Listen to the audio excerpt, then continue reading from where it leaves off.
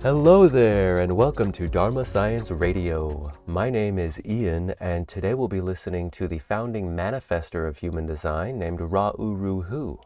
And so something to keep in mind about his tonality and nature of speaking is that Ra speaks in a very pessimistic way.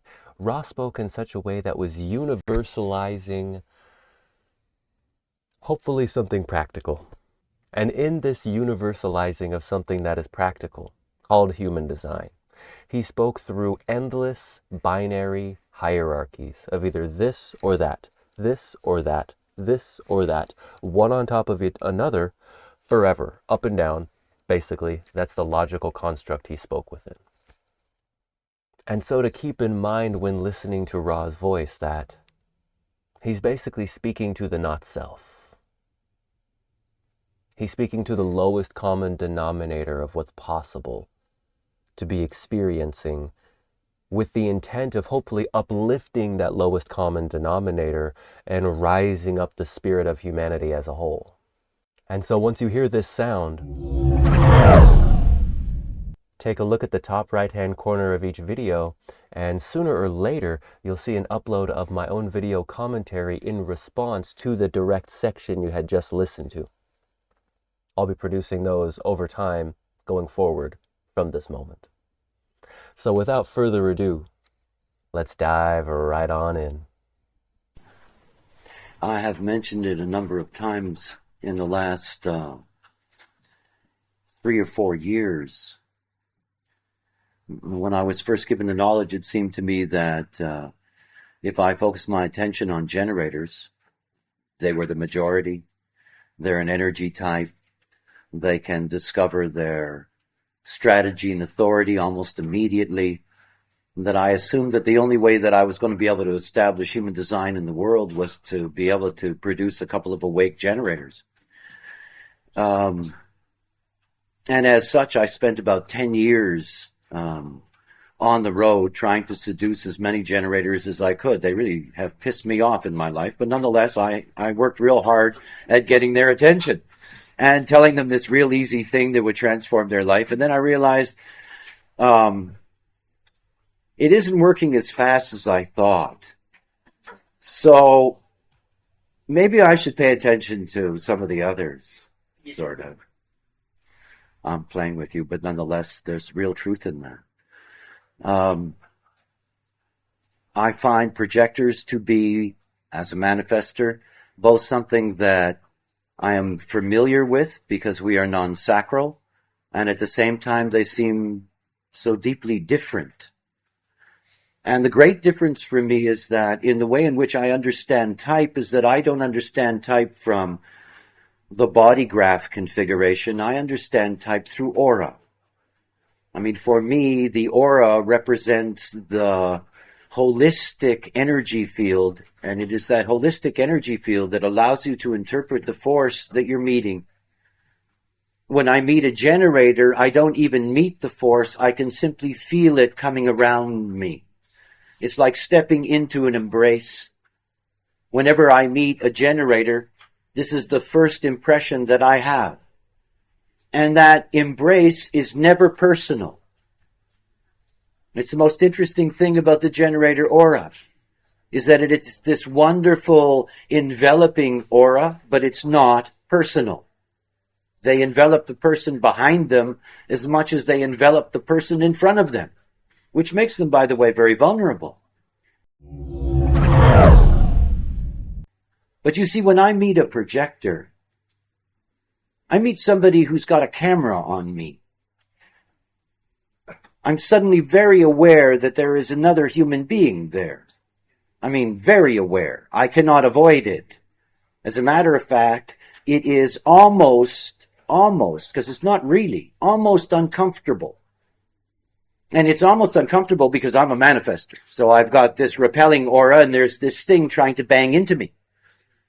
You know, I've learned to live with the generator field because it's not personal. So I can just sort of move my way through that energy. But you see, the projector is the most personal being we have. I mean, there's nothing more personal than a projector. You see, if you're a projector and you're in a room with two people, you've already created an enemy. Think about that. Because it's the great projector truth. You're a projector, you're in a room with two people, one of them is going to be very upset.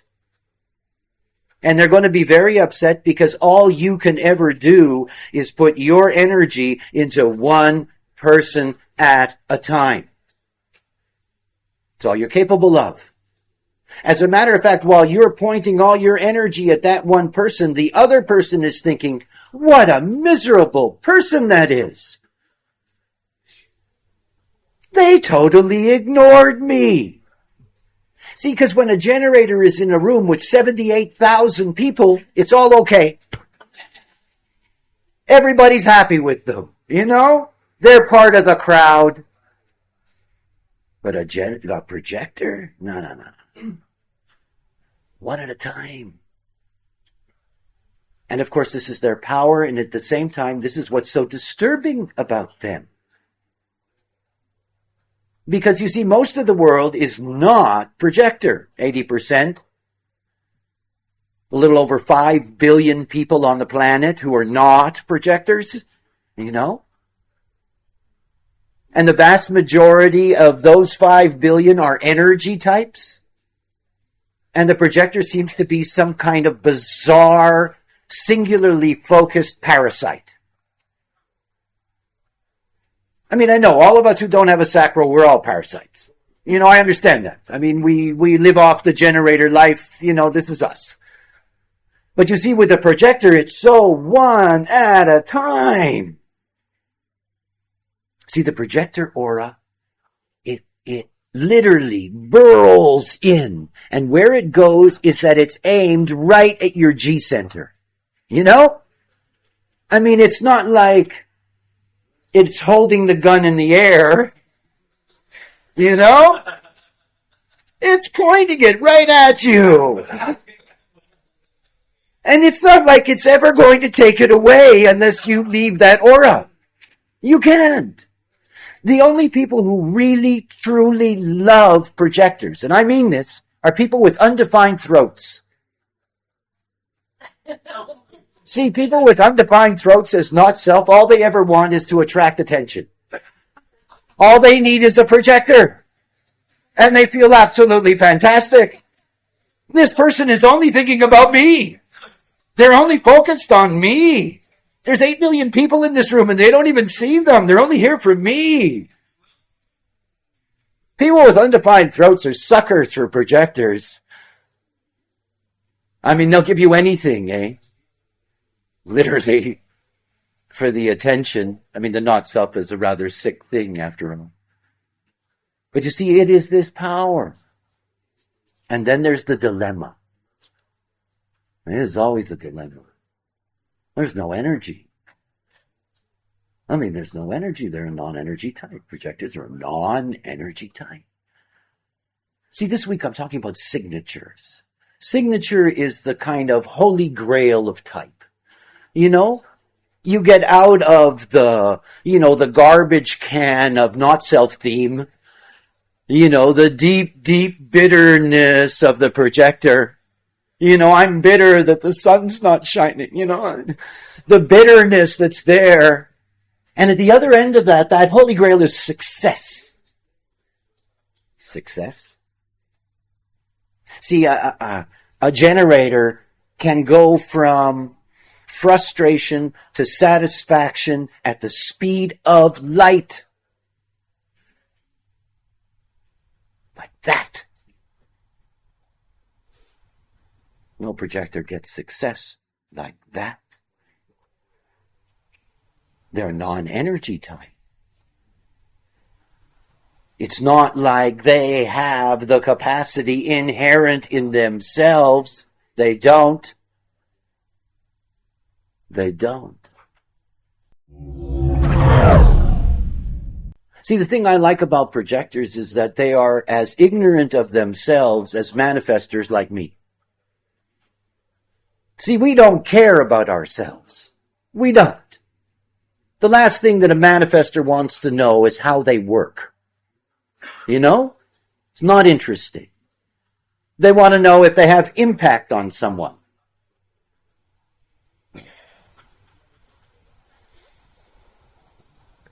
See, I've been watching projectors for years. And I look at them and I think, well, what are they about? What are they here for? I mean, what use do they have? Do they have any? You know, I mean, I look at it and I think, you know, generators are slaves and they work and they build all this stuff. And manifestors pretend they used to run it, you know. And they're all busy in their energy. I mean, what is the projector here for? To whine? Is this their movie? Oh, it could have been so much better, you know?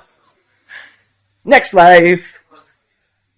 I mean, what for? And when I was given the knowledge, they said, you know, manifestors are out and projectors are... And I thought, are you crazy? I mean, how do you change the hierarchy that way? How do you put these people who don't know what they're doing, who have no power, and they're supposed to be at the top of the hierarchy, and us wonderful manifestors, they put us out to pasture. I'm pissed. I don't get it. See, the world that we live in is a world for generators and projectors. I mean, this is the most important relationship that exists on the planet. And it's a very odd one. It is. See, projectors are so different. You really are. I mean, this is the thing to understand about type. Type is deeper than race. Type is deeper than any kind of cultural difference. I mean, for me, anything that's not a manifestor is alien. It's alien. It's another thing. You know, it's a thing, whatever that is. It's a construct that I may understand theoretically, that I may have experience with physically, but I have no idea what it's like to be a generator or a projector or, God forbid, a reflector. I have no idea. You know, I got enough trouble just living in the old manifestor game. Yeah. And I look at projectors and I think, wow, are they different? Because they got another time frame entirely. We don't work on the same time frame. We actually don't even live in the same Maya. It's different. See, everything for me, everything for the generator is fast. We are the fastest things you can imagine. We're fast at fucking up. We're fast at doing it right. We're fast.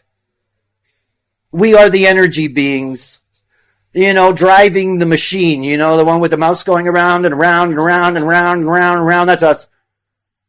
And there's projectors looking for that one G center, like the man with the plug in his hand, looking for the socket. Where is it? You know, where can I plug in? And everybody's running around busy, and the projector said, where can I plug in?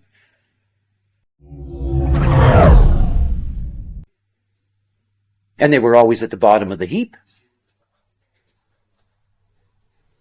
They were always at the bottom of the heap because the one thing that really didn't matter was intelligence. See, I'm sorry to say that when manifestors ruled the world, most people were dumb. You know, it was pretty easy to drive the wheel. We have a very different age. It changed in 1781. We have a very, very different age. This cellular cycle that everybody learns about when they enter into design, this 7-year theme of the transformation of your vehicle cellularly, that you get rid of the old information, that you integrate the new information. When you're looking at the life of a projector, 7-year cycles are some of the deepest markers you can look at. I mean, Jovian offers a discount to projectors for a reason. Because you see, everything about that ability of the projector to focus its aura on the other is that there is no other human being that truly can grasp who the other is. This is the gift of projector. See, the manifestor doesn't want to know about itself, but wants to know about its impact. The projector doesn't want to know about itself, not interested. It's interested in how everybody else functions. It's interested in being able to recognize what it needs to recognize in the other. It's its gift. But you see, to master anything, to master any system, it takes 7 years. You go to South India and you want to study the veena, beautiful instrument. And you sit down with the master and you say to the master, how long? And the master will say, 7 years to learn. It's 7 years. To master anything. If you look at the traditional university systems and the way in which they're structured, the way education is structured, this 7 years is imprinted into us. It may mean something to all of us at the cellular level that we go through these cycles. But for the projector, this is the only path to success. See, success is something that is earned over time. There is no such thing as overnight success, not for a projector. It is not possible. It will take any projector, when they enter into a path of correctness, it will take them at least 7 years to master the other, because that's what they're here for.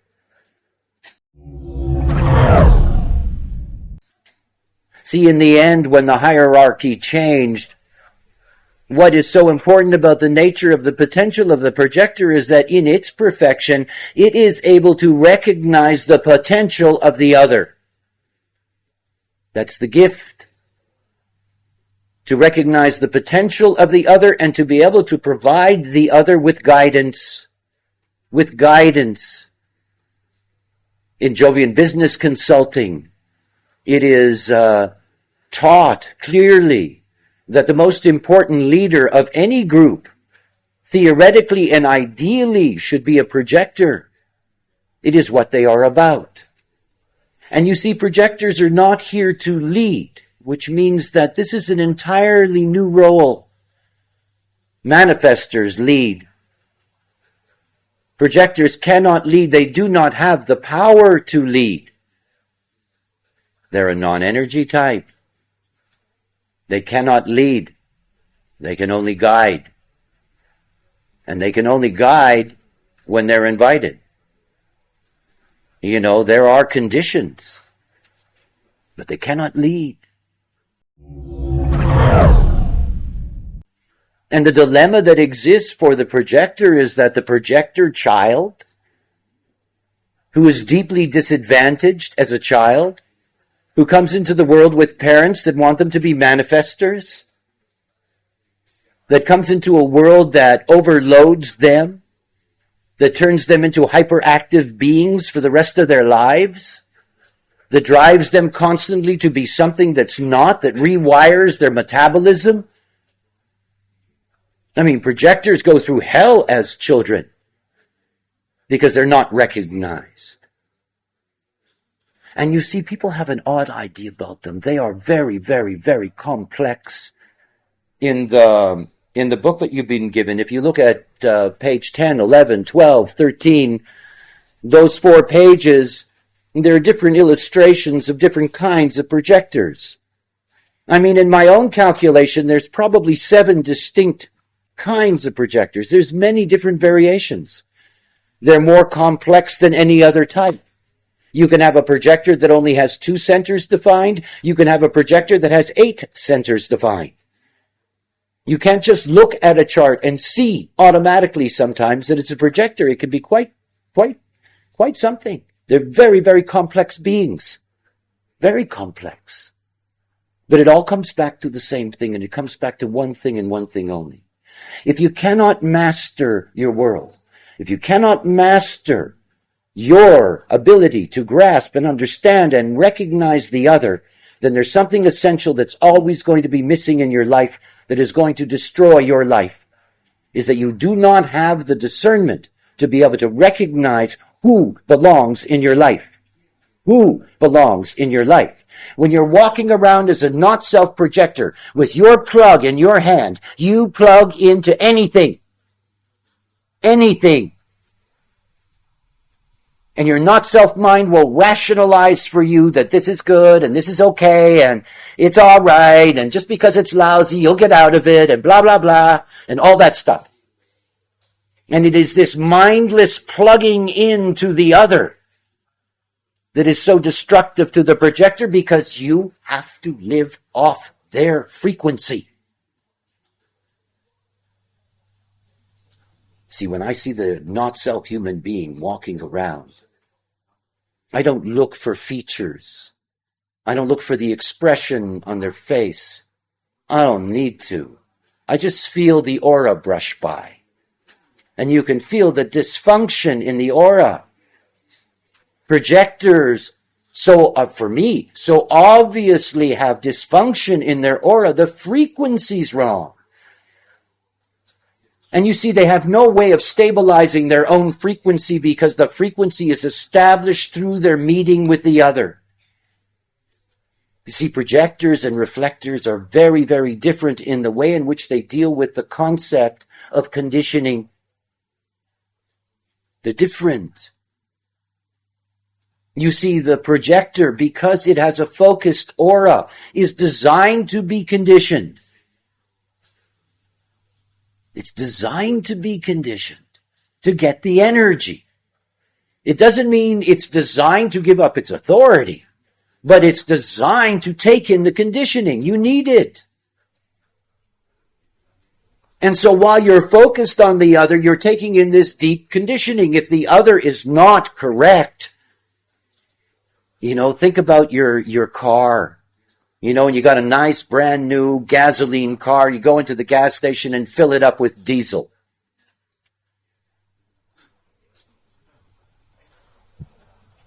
Nice car.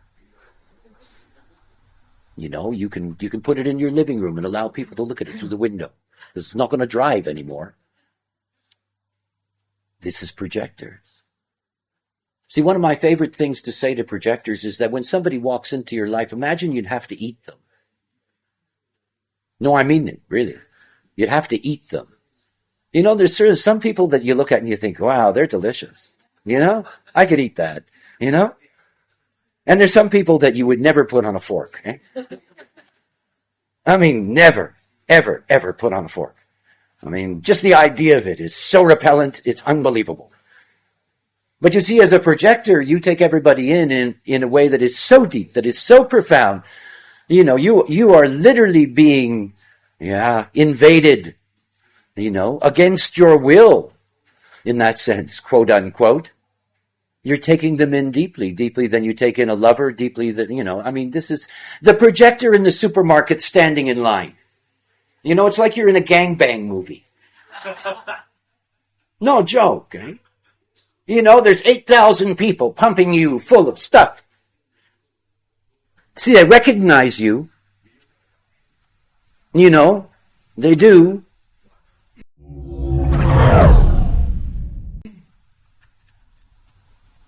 Everybody recognizes projectors, which isn't necessarily a good thing, by the way, for projectors. You can get noticed at the wrong time. Not necessarily a good thing. But you see, my whole concern about the nature of the projector is that because the strategy is so difficult, it is, because it's a time strategy. Invitations? You can really wait for invitations, eh? I mean, this is not responding. This is not bang, bang, bang, moment by moment by moment. And you see, for the projector, the dilemma is that it's not how many people are in your life. It is the value of each being in your life. This is the whole thing for projectors to grasp. It's all about that ability to be able to recognize the other. It's why when when I look at my last 20 years as a teacher of human design, Projectors have an enormous capacity to take in information. It's an enormous capacity. It's built into them. This systems analysis program. And when I meet projectors, they've either been, psychologists or astrologers or this and that. They're always trying to find that system where they can peer inside and figure out what the other is all about. And there has never been in the history of humankind a tool like human design for being able to know somebody inside out and down to their toes. But you cannot just master it in a moment. Because despite the fact that you don't care about yourself, the fact that you're only focused on the outside doesn't mean that you can avoid being correct. You can't. And that you have an authority. And it is there for you to guide you. But the key is that you need tools. See, this theme of success, what does it really mean? You see, it's about being able to get to a place as a projector that it is no longer an issue that you are a non-energy type. It's just no longer an issue. And now, at the beginning of this process of projectors literally awakening to what is their role, it's a big issue.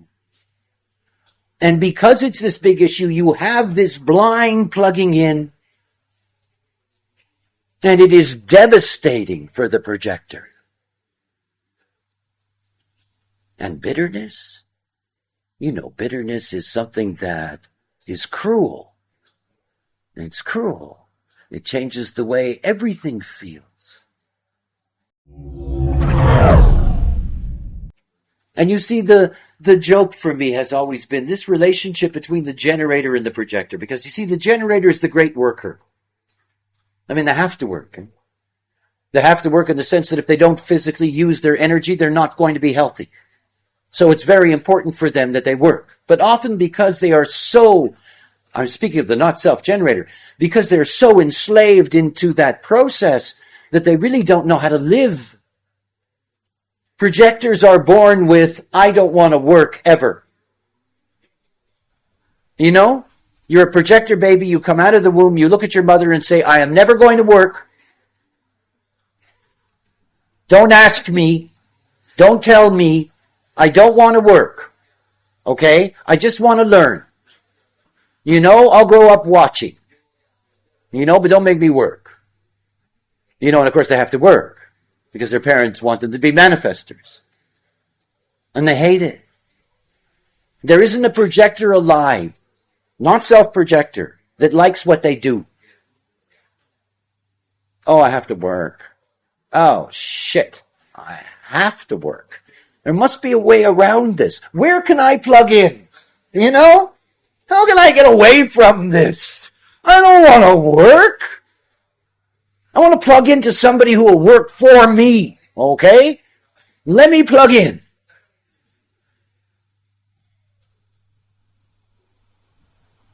What a sad life that can be. Because it leads to dependency. It leads to abuse. It leads to blackmail. It leads to all kinds of pain. It's not the point. See, the more the potential in any human being, the more difficult the journey. I mean, projectors aren't given a hierarchical position. It's a possibility. It's a potential, like anything else. And it has to be earned in a different way. It has to be earned through the mastery of the world. That's what you're here for. That if you don't master it, if you don't understand how human beings work, if you don't understand how to operate correctly, you don't get any of that, and you certainly don't get the success that you're here to have. Where that energy business is not the issue. where you are not wandering around with a plug, but people with sockets are coming to you. Here, plug in here, please. Well, I don't know. Maybe.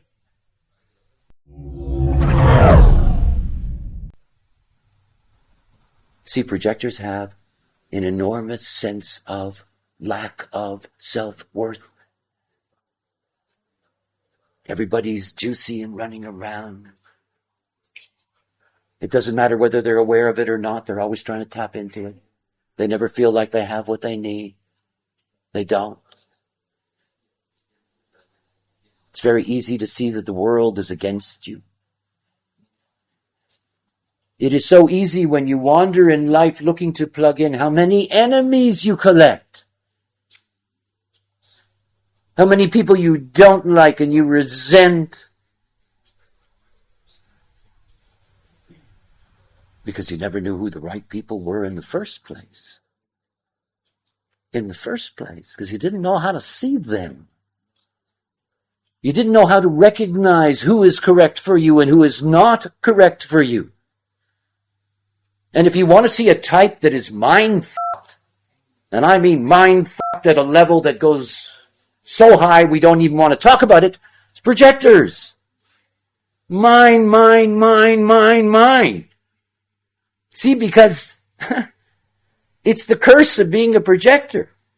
You're given this kind of mind so that you can really probe things and recognize them, but as not self, that mind becomes an absolute horror trip. And then you go to all those places of openness. You know, where the conditioning comes in and the mind jumps on it. And you have these complex projector minds who twist and turn the conditioning,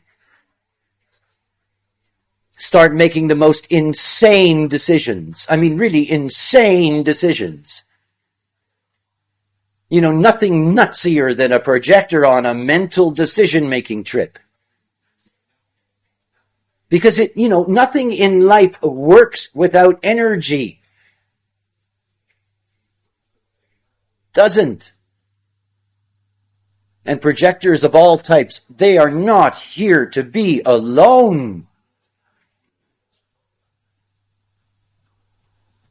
I mean, they're here to guide others. They're here to be able to interact with them, be recognized, recognize what they need. And you can see the mess the planet's in. It's not like they're doing their job. Because they're lost in the other. I mean, they're lost in the other. It is the irony of being a projector. You can only focus on the other, and the danger is getting lost in the other. And the answer is that the other has to be correct. I mean, correct to a point that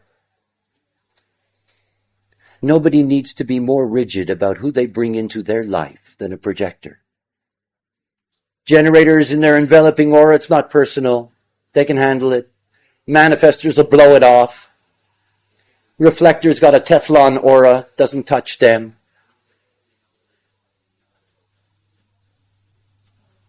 You know, projectors pay a deep, deep price for not being aware. See, generators are designed to surrender.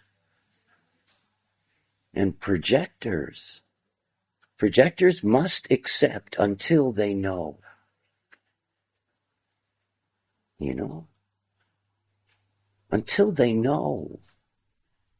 See, every time a projector looks at somebody else, they see an aspect of their own nature. It's always like that. The more beings you look at as a projector, the more often you get to see who you are. How you work.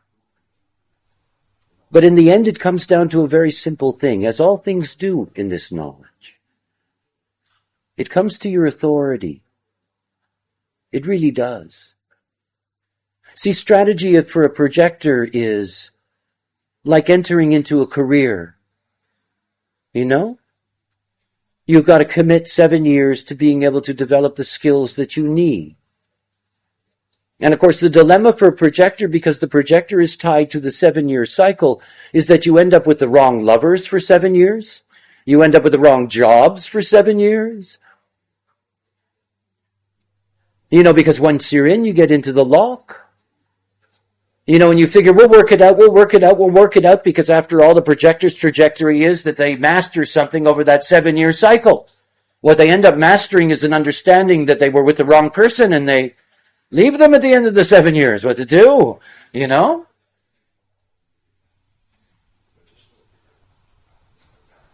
See, we don't know, because we were never taught the rules of interaction, how to meet the other, and how to know which other is correct for us. It's true for all of us. Discernment is one of my favorite words, because it is a key in this life. And if you are somebody who is a projector, who is so open to that focus on one being, that you're going to be so dependent on what that one being provides you, you better be so damn sure that's the right being. And it means that you can never go get them, that you're not here to find them. You're here to recognize them when they show up. For a projector, for their lives, all relationships must begin with invitation, or those relationships will never be of value. Never. Never.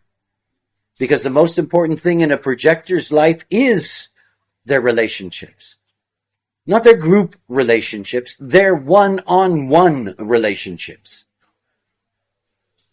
You may have 10 of those one-on-ones or 4 of those one-on-ones. It doesn't matter what the numbers are. It is about the correctness of that.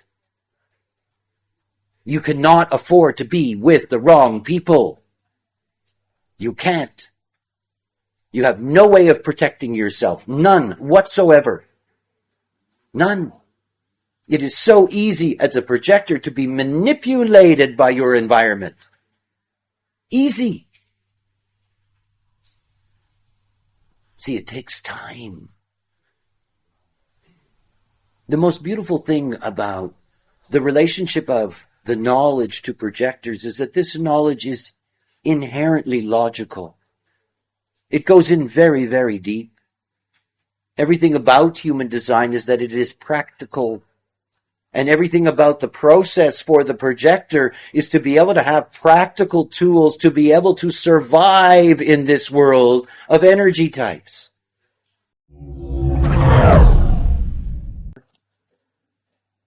This is a graphing of color.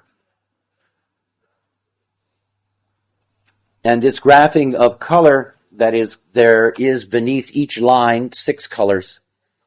And what color represents is that color represents on the personality side your underlying motivation.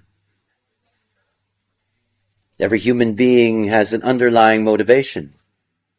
We have a thematic motivation that we find underneath our personality, sun and earth.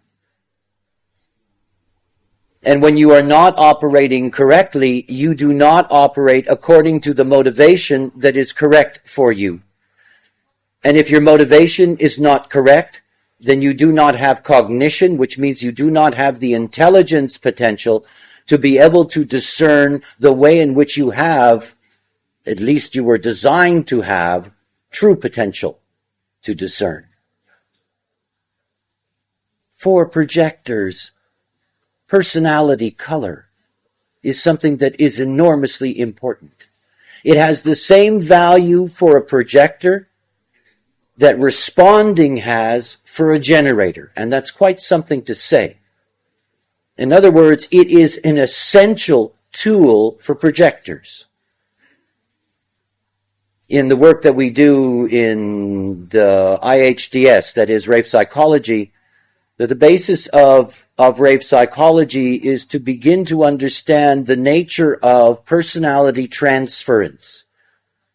And personality transference is the way in which other people take you away from your true motivation. Now, by the way that works is harmonic. So if your personality color is a 1 and you're not operating correctly, it will function as a 4. If it's a 2, it'll work as a 5. If it's a 3, it'll work as a 6, and so forth. And the reason that I mention this is that it is so important for projectors to grasp. Think about the situation. Here you are, a projector. Somebody comes up to you. You're not emotional. You're just an unemotional projector. Somebody comes up to you. They say to you, that they would really like to take you out to lunch. And in that moment, you have this invitation from them. And in that moment, your authority, let's say you're splenic, you get this intuition. Okay, you go for it. And you say yes. Okay, so you go to lunch. And over lunch, things begin to heat up. I mean, it's getting exciting. It looks like this could be an interesting relationship. You're plugged into this person. You entered into it correctly. Everything seems to be okay. And it may be okay. It may be okay for a week. It may be okay for a month. But you have to remember that that other person is not self. I mean, they're not real. Their relationship to you is not real. They don't love themselves. They can't imagine how it would be to love anybody else. They're just hoping you might love them. It's not like you're dealing with Buddha, It's just another Joe or Jane who doesn't know what's going on. And there you are with, I said okay. I accepted this invitation. Right? Okay. Now think about the dilemma for the projector. You can't keep on expecting the invitation from these people every day. On and on and on and on and on. Would you like to have a conversation now? And it goes on and on and on. All these endless invitations. They're not generators. This is a very different being. You see, for the projector, that strategy of invitation is not about anything banal or mundane. The glory of the generator is that they have mundane truth. In other words, every single aspect of life can be dealt with honestly, with a yes and no in their response. But if you're a projector, you're only limited to large themes. Which friend? Which lover? Which job? Big things. Where to be. These kinds of things that are major issues in the life. This is what the invitation is all about. Because you see, all the little stuff, that comes from the conditioning of others that you plug into. When you plug into the life force. But there's nothing to say that that person that you agreed in a correct invitation to enter into that life with them isn't to say that 2 weeks later that it isn't possible for you to find out and notice there's something wrong. Because things change. And because projectors are hooked on that plugging in, if they don't have a tool for recognizing when things are wrong, they stayed plugged in until the whole thing becomes a problem, and hopefully for them, eventually there's a way to get out.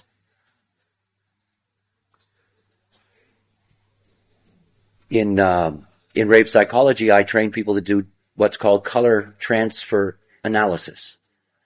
And basically what this is a tool for projectors to understand your motivation, the way in which you are here to be driven, and to understand that well enough so that with your mind, because there's no better mind for analysis than projectors, that you can recognize the moment that anyone is pulling you away from your motivation. And the moment they're pulling you away, you know that whether the invitation was okay 2 weeks ago, it ain't okay anymore. Because projectors need to have their door. They have a right to a door. They have a right to be able to unplug. They have a right to get out. This is one of the dilemmas of bitterness. The bitterness doesn't come from the beginning. The bitterness comes from the middle. The middle of the process where it sets in that it wasn't right. And traditionally, the not-self projector only finds out that the decision was wrong when it goes bad, When it's all too late, when they've already suffered, when they've gone through years of trying to make it better and figure out how to make it work and all that stuff that they go through. And you see, I would never introduce this level of the knowledge, because it's quite something to understand this level of the knowledge, to anybody else but projectors in that sense, because they have to have it. And it is an indication of what their trajectory is in the process. That is to master, that in order for them to function correctly, they have to master at a deeper level than anyone else. It's not enough for a projector to understand the surface of human design. It isn't. It never will be. I mean, you can give a manifester and a generator a 2-sentence reading and send them on their way. And everything's okay. You know, in a projector, it takes 7 years. 7 years. You have to be there.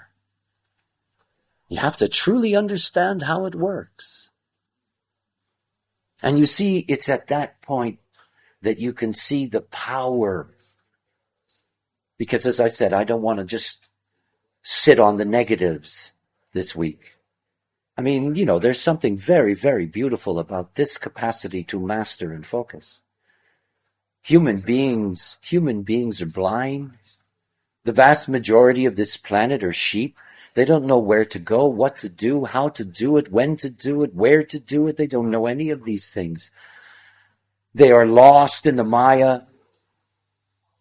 And yet it is the magic of any projector that is correct to be able to attract to them. Attract, remember, the word is attract.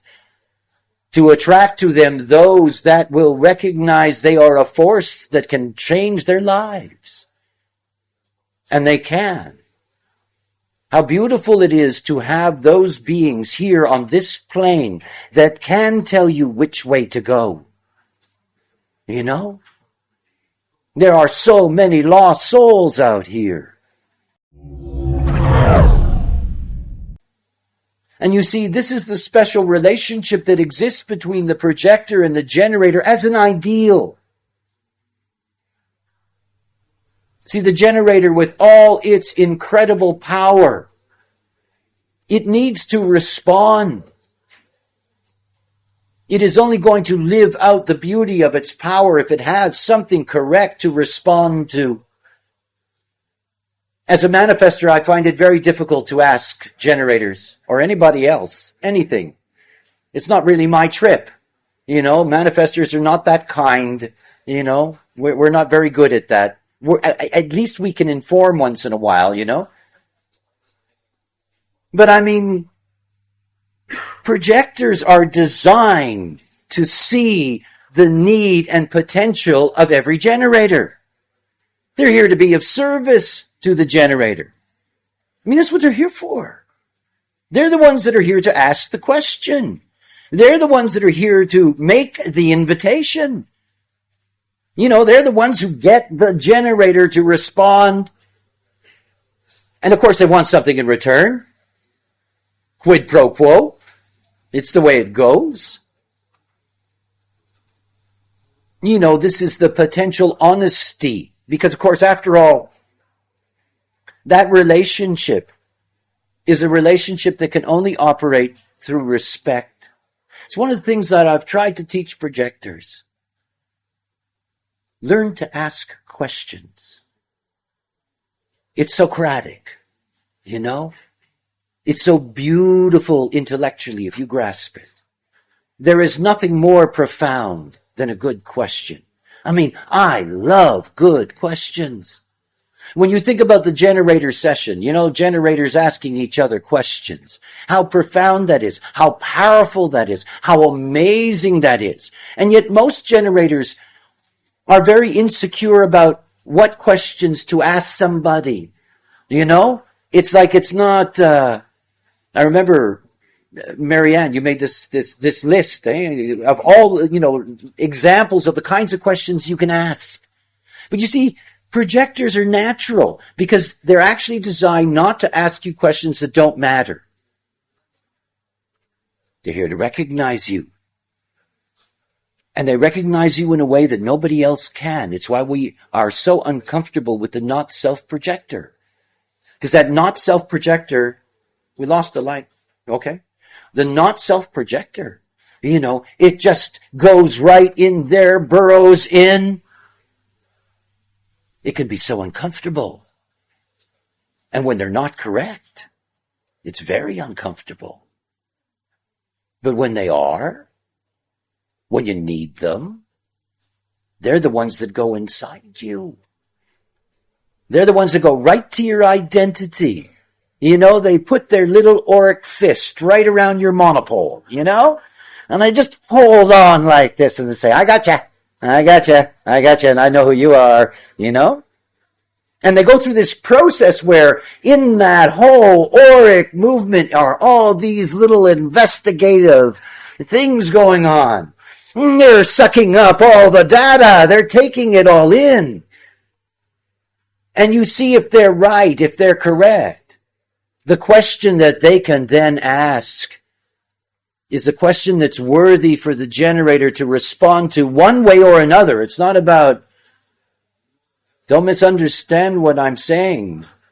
It is, it's not that the projector will always ask the right question in terms of the answer's always yes. Sometimes the right question brings no, so it should, It is simply about knowing what question to ask. See, if you're a projector and you want to have a great experiment with people and really have a trip with them, whenever they talk to you, only ask them a question in return. No, it's quite an experiment, eh? It takes incredible discipline. And you really have to be sharp. But it's wonderful. And you'll notice right away which people are annoyed. And the ones that are annoyed, you scratch them out of your little book. Okay? Because they don't want you to be a projector. They just want your attention. Nothing else. See, projectors are humanity's teddy bears. Not Randy. They are. It's I have somebody who pays attention to me. If you're bored or lonely, invite a projector to lunch. You'll feel like a king or queen for the day. They're going to give you all that attention. They're going to focus on you. It's going to feel terrific. You're going to feel wonderful.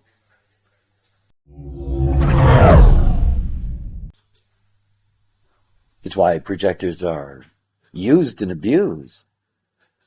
If you're a projector and you try to get a divorce, good luck. Eh? What a battle that's going to be. You see, even if your partner hates your guts, even if they despise the very ground you walk on, the hardest thing in the world for them to do is give up that attention. It's hard to do. You see, we have mutual addictions in the not-self. The projector that is addicted to plugging in with the person who's addicted to having the attention. And the one who's addicted to having the attention wants the attention because it makes them feel like somebody likes them, loves them, thinks they're worthy, thinks they're important. Even if it's not true, they hold on to it. So projectors get lost in that whole movie. They lose both ways. It's a lose-lose situation for them.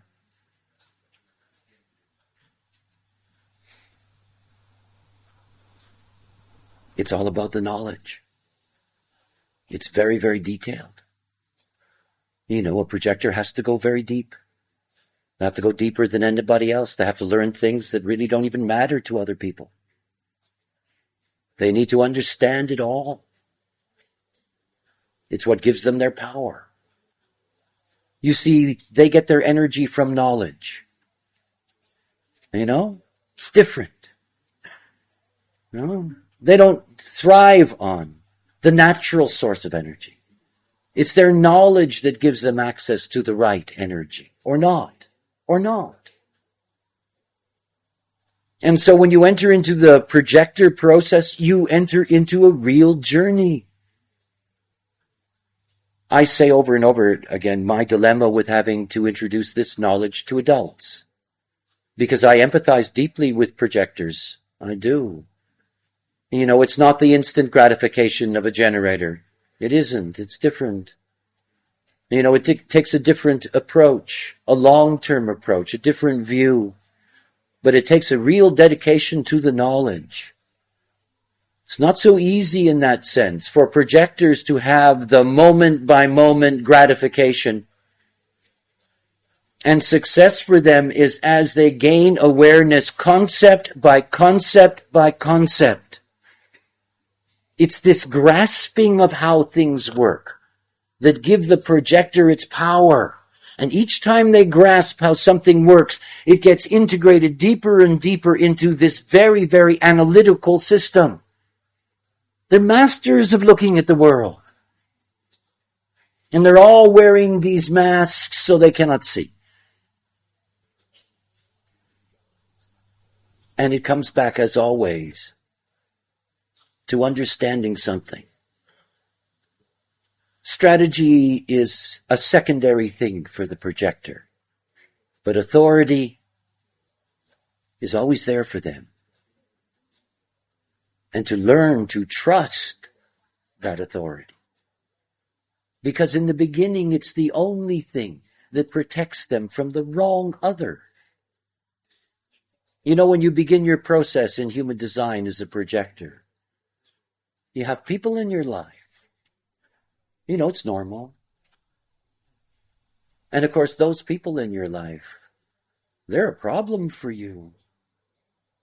They are. They hold you to all that conditioning.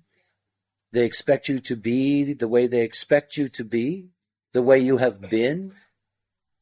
They don't want you probing them. They just want your attention and nothing else, and they normally want your attention on their terms, and if you don't give it to them, they take their energy away. And they say, the hell with you. So you become enslaved to them and bitter about it on top of it.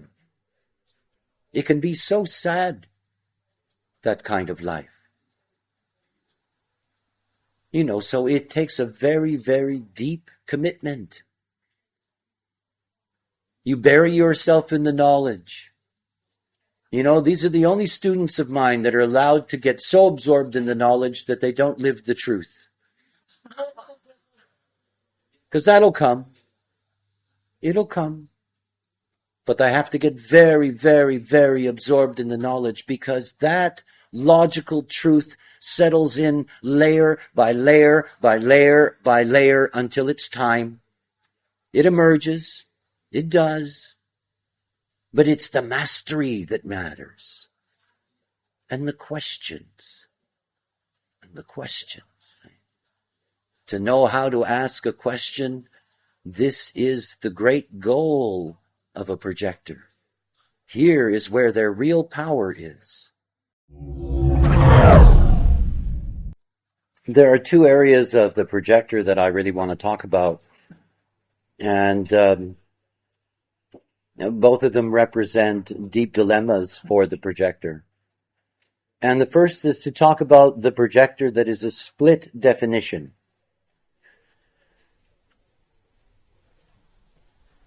The moment that we have a split definition, about 45% of humanity have split definitions. And I'm not talking about triple splits or quadruple splits. I'm just talking about two areas of definition separated from each other. A basic split definition. About 45% of humanity have this. And of course, what that means is that you have a fundamental openness in you that is always looking for a bridge. Always looking for a bridge. When we talk about in analytical training about understanding the hierarchy of conditioning, that though we look at conditioning generally through open centers and the strategies, the not-self strategies of open centers, that when you're dealing with a split definition, that the deepest conditioning is in the bridges itself. In other words, one is always looking for that way to be whole. Remember the genetic imperative that we have. That is, the way in which we are designed genetically is that we are designed to be attracted to something that is different. It is what keeps the gene pool viable. And because we are fundamentally attracted to what is different, it means that we are always attracted to what is not us in that sense. And that if you're a split definition, that very openness, waiting for that bridge, means that you're deeply, deeply, deeply longing for that completion. We already know the dilemma of the projector in the sense that they are wandering around trying to find the right sources to align to. But when you're dealing with a projector that is a split definition on top of it, it can become both obsessive and dangerous for them. And it leads to something that anyone with a split definition really begins to express, and that is blame. Blame. And one of the great, great places for the expression of projector bitterness is through blame. Let's say that you're a projector and all it takes to bring your split together is one single activation, just a gate. That's you blaming yourself. That thing that you don't have, you blame yourself that you don't have it. And you spend your whole life looking for it. And you will plug into anyone who has it in the hope that it'll sort of rub off on you. And of course it does not. And so you blame yourself. I don't have that thing, therefore I am not worthy. I am not good. And if I had that thing, everything would be terrific. So these beings who have a split definition that are projectors and they only have one gate necessary to bring the bridge together, they are always bitter about themselves. They're not bitter about the world. They're bitter about themselves. They're bitter about how they look and the way they are. And it goes on and on and on and on and on because they're constantly blaming themselves for lacking this wholeness. And then you have the other side of the coin. You have the projectors who are a split definition, and it takes more than a channel to bring it together. And there are a lot of these projectors. And they blame everybody. They don't blame themselves. They don't know how to blame themselves. They blame everybody for everything that doesn't work. And one of the ways in which this bitterness gets so deep in the projector process is that the longer they indulge in blame, the richer the bitterness is. And you see, because projectors have this gift for recognizing, their not-self projector is very good at recognizing not-self things to blame. I mean, it's great at being able to blame. Wonderful. Blame, shame. Quite a thing. All of it goes back to the same dilemma. See, if you're a generator and you're a split definition, you have your moment-by-moment authority to guide you.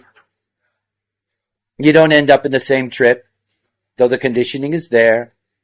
But if you're a projector, you're so dependent on the energy resource. And then on top of that, there is this sense of lack of completion within yourself that you end up plugging into the wrong thing, and it becomes a horrendous trap for you psychologically as well as physically. And you never get to face the truth. You never get to see things the way they could be seen. Oh, blame is a horrendous thing. I mean, I know there's no choice. No blame, no fault. And to indulge in such things, it's like me being a freak, you know. I'm pure individual. I wake up in the morning and I'm melancholic. Now, when I wake up in the morning and I'm melancholic, I don't say to myself, what's wrong? You know, there is nothing wrong. I just happen to be displaying my basic chemistry. It's what it's about. See, for a projector to really be able to live in peace, they have to be able to move away from that bitterness. And for the split projector, how difficult it can be to get out of the bitterness. Because the other is so important, and it's always the wrong other. I mean, I have known so many projectors. Boy, did they do a lousy job on picking partners. No, really, they do a lousy job. They're just not good at it. Because it's not what they're about. They're not here to find a partner. They're here to be found, They're here to be invited. They're here to be recognized. They're here to be respected. And the projectors that I have known, they're plugged in, I mean, that's it. In the end, that's all they'll really can say about that relationship. Well, I was plugged in. I had dinner, lunch, breakfast. I was plugged in. I got to buy new clothes each year, and I was plugged in. Yeah, that was it. Nothing else.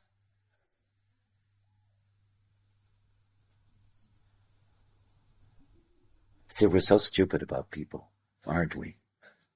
It's so easy to be fooled by people, isn't it? It just is. I mean, I know, I've watched my own movie. I think somebody's going to be this and they turn out to be that. What the hell to do? You can't trust the not self to do right. You can't. You can only hope. Only. Chances are they're going to mess it up anyway. But it's this blame. It's a disease. These are the people that, blame the world, blame God, blame the government, blame the schools, blame the parents, blame the children, blame the dog. Endless blame. And all as a way to try to answer their own bitterness. I'm bitterness because you fucked me up. That's why I'm bitter. You're to blame for messing up my life. You're to blame for this. You're to blame for that. It's the disease of splits. It's the curse of projectors to be a split and have that open and be unaware. The first thing is that you never get to see what the other can be. Experience teaches you that the other is only going to bring you bitterness. That's what happens. These endless not-self rounds of relationships that all leave a bad taste in your mouth until you can't imagine that taste disappearing. You can't. And so the cynicism begins. See, projectors can be very, very wise beings. They know a lot of stuff, and when all of that is twisted, their minds can get so ugly about the way in which they look at the world and beings in it. They stop having respect for other people. They stop seeing. The plug becomes everything. And it all becomes, well, maybe the next one. Maybe. See, everything in their life is about people. These very special relationships, and if you are a split definition projector, you have to be Solomon in your discernment. You have to be so wise in who you allow near you. And you see, the great fear of the projector is, if I reject, I have no juice. But then you don't understand how powerful you are as a force of attraction. Projectors are deeply, deeply attractive beings. They get attention, whether they want it or not. They will always get attention. It may not be the kind of attention they like, because after all, they're not self. So they're going to get odd kinds of attention. It's not like if they reject somebody that there won't be a replacement. There will. See, we don't know how to be honest with each other. We don't. And projectors are relationship liars. They just are. They can't afford to be honest. They can't. There's too great a risk. Not honest in their relationships. And you see, what kind of a relationship can you possibly have if you're not going to be honest? I mean, you can't. There's no value to it. There's none. None. And you see, nobody gains from that. I mean, we need the resource of projectors on this plane that are awake, that are aware. It's absolutely essential. You know, this is what our future demands. But it begins not with the fact that there may be that potential for projectors. It begins with the dilemma that projectors are so conditioned that as a group that they are so deeply, deeply lost in the Maya. No fault of theirs, eh? No blame in that. You know, one of the things to understand about this knowledge is that it's hierarchical. It's elitist. There's only certain people that ever get direct access to this knowledge. There's not that many projectors in the world that have any inkling of an idea of what it is to be a projector. It's the beginning of a process. It's the beginning of an educational process. I have some projectors in my life who have already gone through a 7-year cycle. You can see the difference. It takes time. You know, it will take generations of work to begin to have, you know, a projector milieu that is really displaying what is that potential. It's work. And it goes back to the very basis of this knowledge that says everything in this life is accomplished by you. And you alone. And nobody else.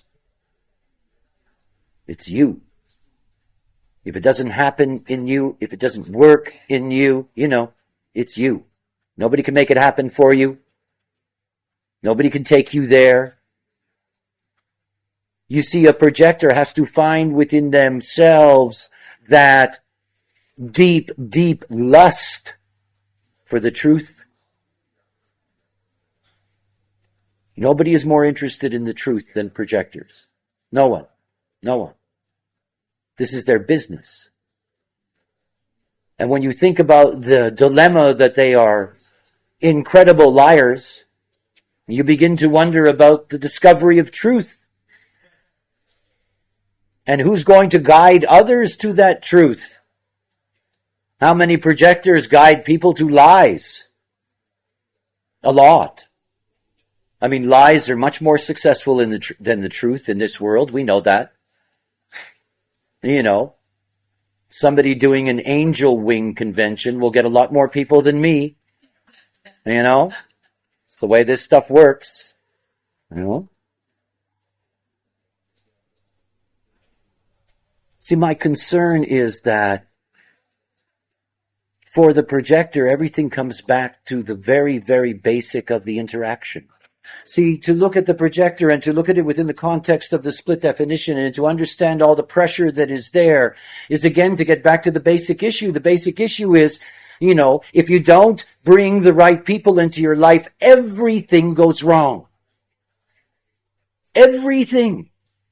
No exceptions. You know, no exception. Well, you know, I've known this person a long time and blah, blah, blah. And I can't really be, you know, this and I can't reject them and give me a break. It's not about them. It's about you. This is the most selfish knowledge that exists. This is about you, not anybody else. When somebody is there and they need to be rejected, you reject them. This is about you, not about them. Doesn't matter if they don't like it, or if it hurts their feelings, or this or that. What, big deal. It's about you. If you do not protect yourself, no one will. There's nobody here to look after you. This is the myth. We are only here to look after ourselves, otherwise you're lost in the circus. And you see, for a projector, this is something holy, to stand in their own authority and to be able to say, no, no. Such a great word, eh? I mean, I love no. No is really cool. Yes, it's kind of, well. I mean, I'm an ego person. When I say yes, it just means work. It's immediate translation. Yes, work. Yes, work. No is like no work. I love to say no. You want to do this? No. Terrific. And they leave me alone, which is really nice, right? No. And you think, if you tell them no long enough, they won't ask you anymore. It's not true. They keep coming back for more. They keep trying. Can I? No. It becomes a disease. I want that. No. That's the power of seduction. You'll see what a projector doesn't understand is that they are a quantity that the other wants. Literally. Like an item on the shelf in the supermarket. Oh, I like that. I want some of that. And then they come to you and you go, no. And all your life you've been saying yes, right? So you end up being that commodity. I mean, they treat you exactly the way they found you. But the moment you say no, they're immediately confused. They got a problem then. This wasn't supposed to work this way.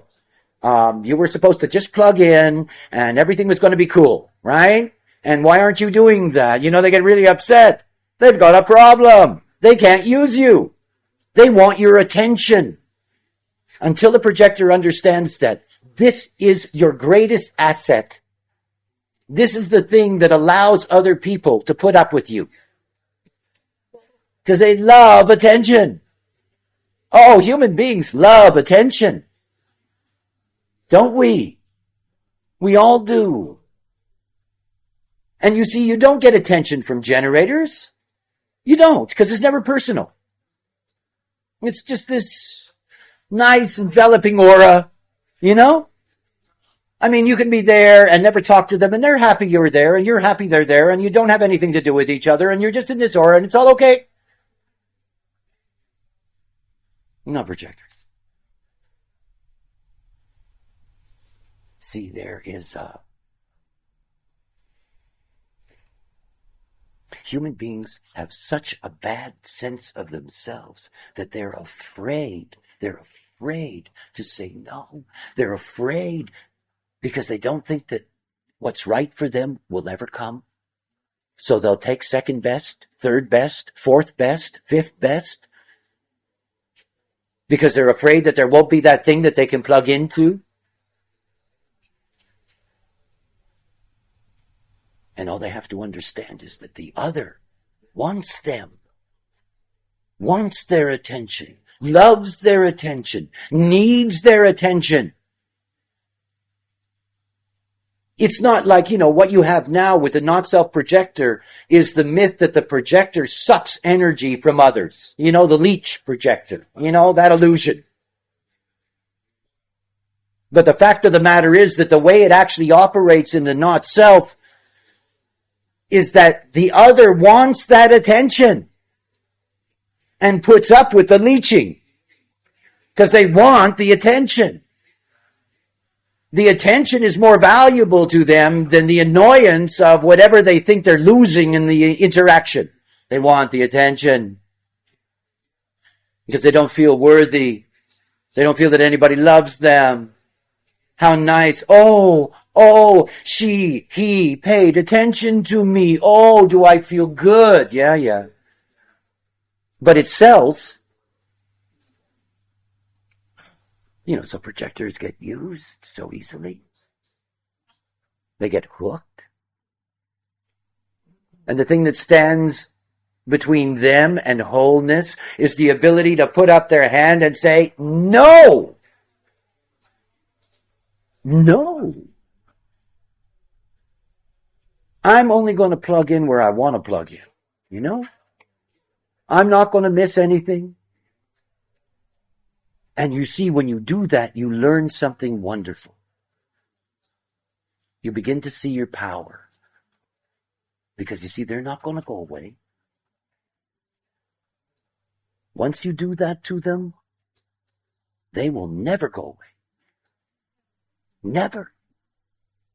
I mean, even if they're thousands of miles physically away, they've never gone away.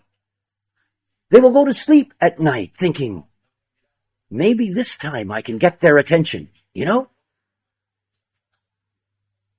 see, when you send them away, you begin to recognize who you are, that you are valuable, and that you have to be treated according to your worth. And you'll see, they'll come back. And it's fun, by the way. You can begin to enjoy saying, no, not today. No. I don't use that kind of diesel. Don't need that today. It's so easy. But it comes from inner courage that you can be all right within yourself. Human design is learning to love yourself because you run your life. Nobody else. Not the genetic imperative, not people's trips, not the not self, not the lack of awareness. You run your life from your authority. And it's only from that place that you can put your hand up and say, no. And it's a holy thing to say. Make them all wait. Send them away. Until they recognize you and respect you. And if they don't, keep on saying no. Torment them. Drive them crazy. They deserve it. Let them go to sleep with it in their heads. It's their problem, not yours. It's the same thing when you come to the emotions. If you want to, I create a chart of the most fucked up people, and near the top is the split definition emotional projector. I mean, this is riding on the Titanic. And you go down with the ship.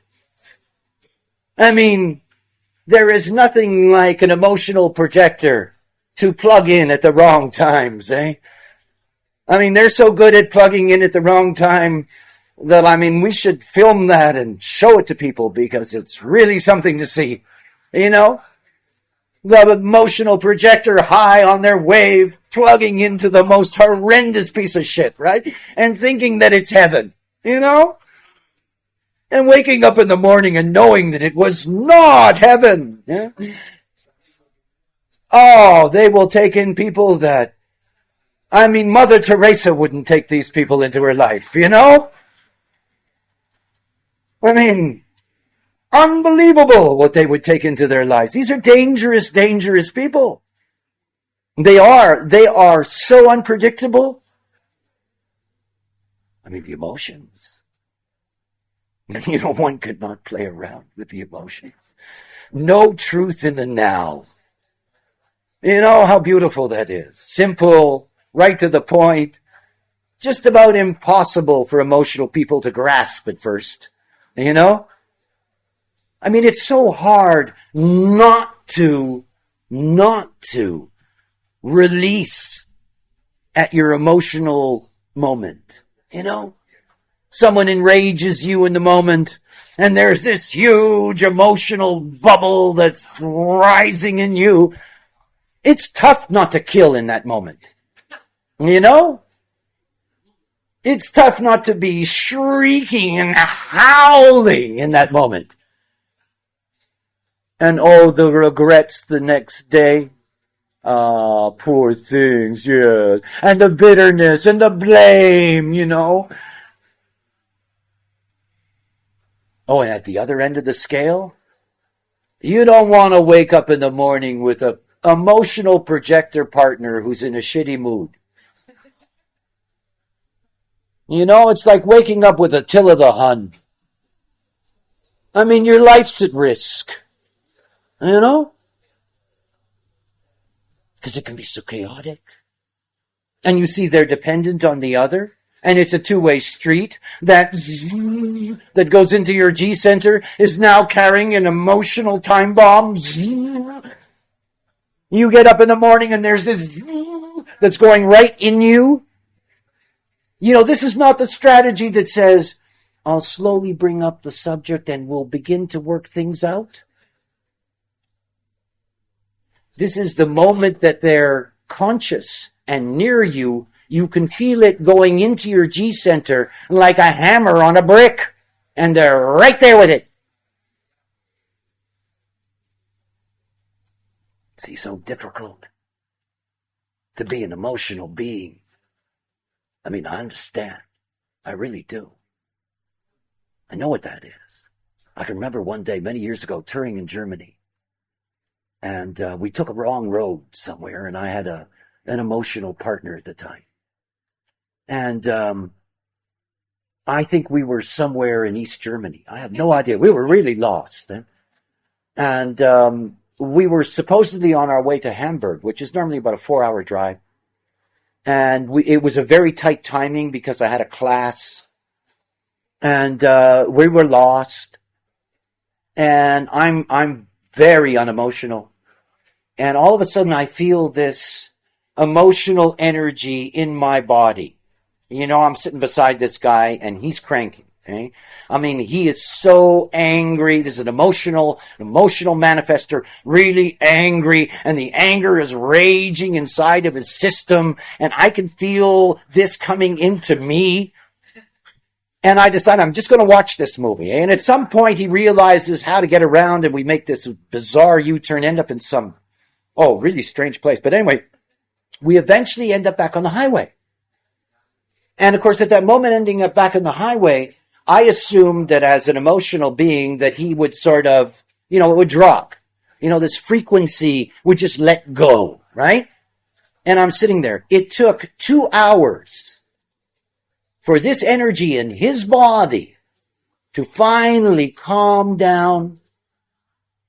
And it was a great lesson for me. I mean, it was the first time in my process, because I grew up, as any unemotional person does, being very prejudiced against the emotional system. It was the first time I had any real empathy. I got it.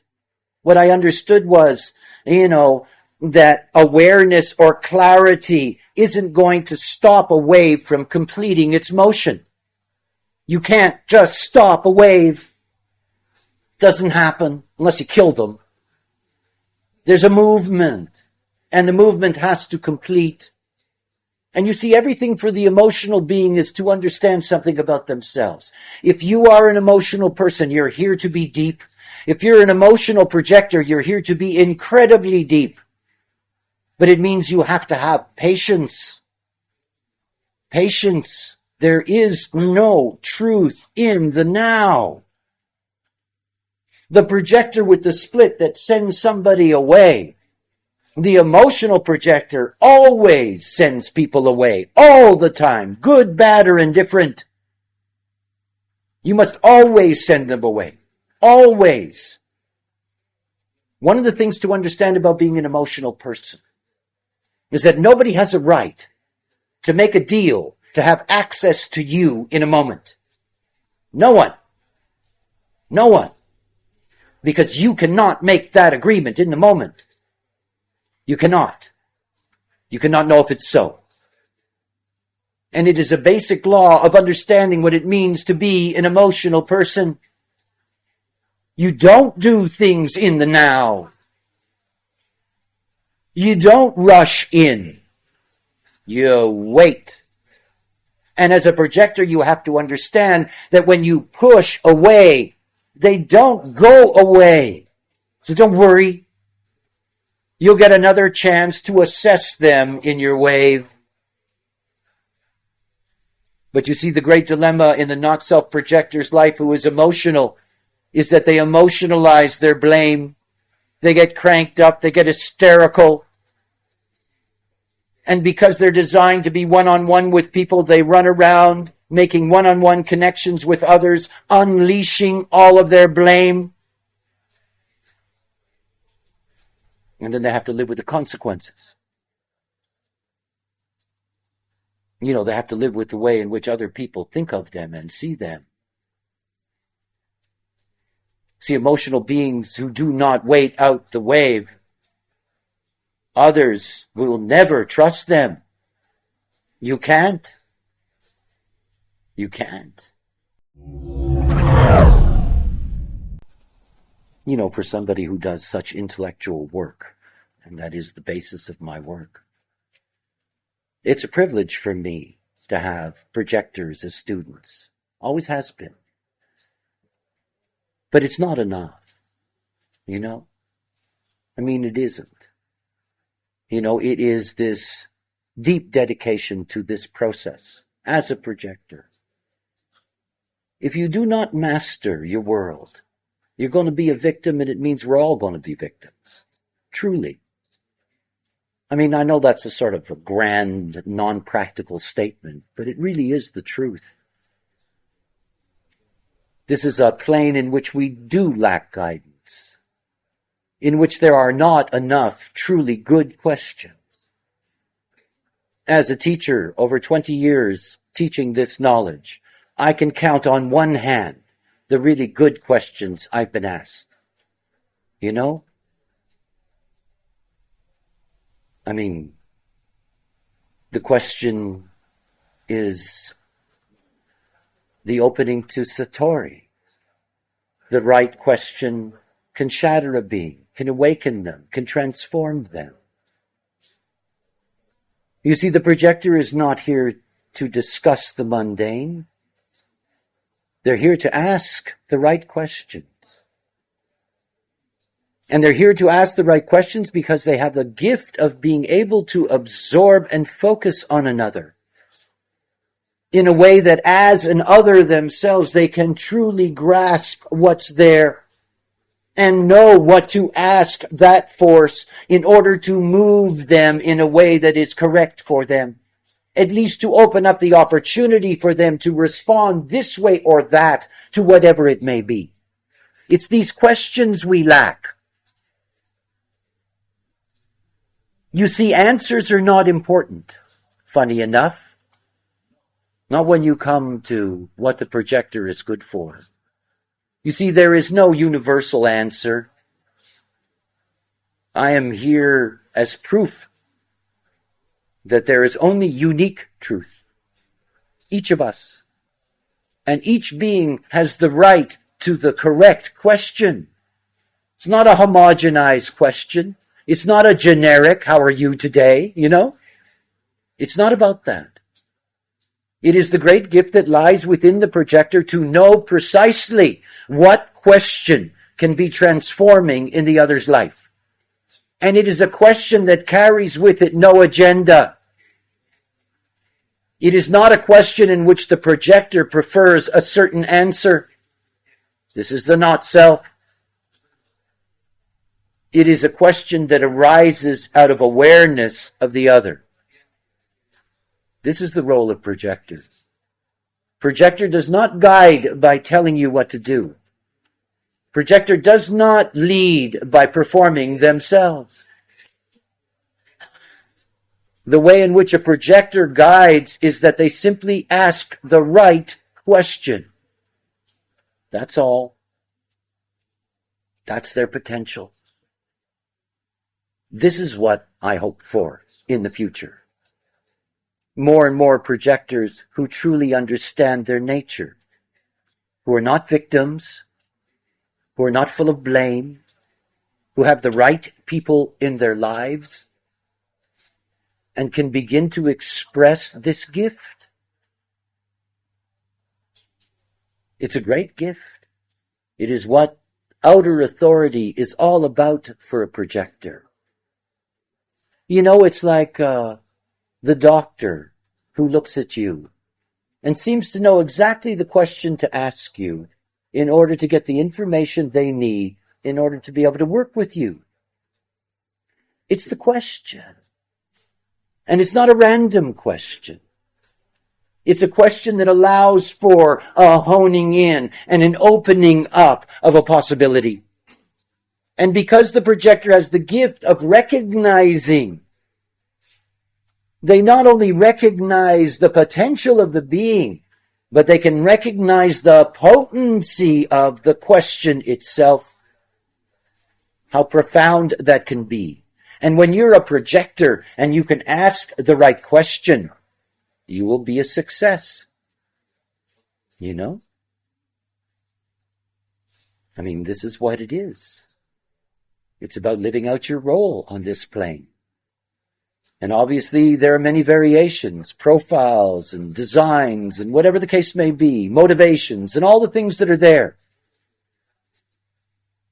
And if any of those things are alien to you, then you better sign up for some courses and find out how it all works. Because if you're a projector, you know, this is the foundation of your process. You must learn as much as you can. The more you learn, the deeper you will be in the beauty of you. You. You know, I always have these moments where I can look at any of the variations and I can see, how beautiful the whole construct is. How extraordinary it would be if everything within that construct really operated the way it should or could. I mean, I look forward to those kinds of questions. I mean, you know? Because the question that is a question for me is not a question for somebody else. And if I treasure anything, I treasure uniqueness. It is what the projector is here for, to be able to recognize the uniqueness and potential in the other. And to be able to bring that out, not by leading, not by kicking or beating, you know? Just asking a question. And by the way, if they don't get it, tough. You know? Because it's not about wanting them to get it or needing them to get it. Because then you're stuck in their movie. It isn't about any of that. See, I don't care if anybody ever gets human design. I never have, eh? One person at a time, I let them know if it doesn't work. I don't care. It just wasn't meant to be. That's all. You have to understand that as a projector. You can guide. You can open up a door. But you cannot take their hand and pull them through. Just door opening. That's what these questions are all about. And open a door for human productivity. The essential relationship between the projector and the generator is that the generator has all the power, has all the pure energy. And yet the generator needs guidance, not leadership. They are not sheep, they are wolves if they are correct. But they still have to pick up the scent that leads them in the right direction. They still need to be able to respond in order to get to that correctness. And you see, projectors, better than anybody else, know what energy is. Because after all, their whole life is dependent on recognizing it in others. And so their gift in that question is a gift that is able to touch at the very core of what is the fertility of life. You know, it is their contribution to aligning this great generative force that creates the world. Most generators are homogenized, building the same things that fall down. It's time to change that. So we'll keep on giving projectors discounts, hustling them into the classroom, teaching them as much as we can. And I wait for the questions. It's my signpost. Okay, folks, that's it for today. If you have enjoyed the show and would like to learn more about how all of this applies specifically to you, then kindly refer to the link in this video's description, Private Consultation. Here, we can dive into all of the details together in a recorded call. May your signature vibration of satisfaction, success, peace, and surprise find you in a good way.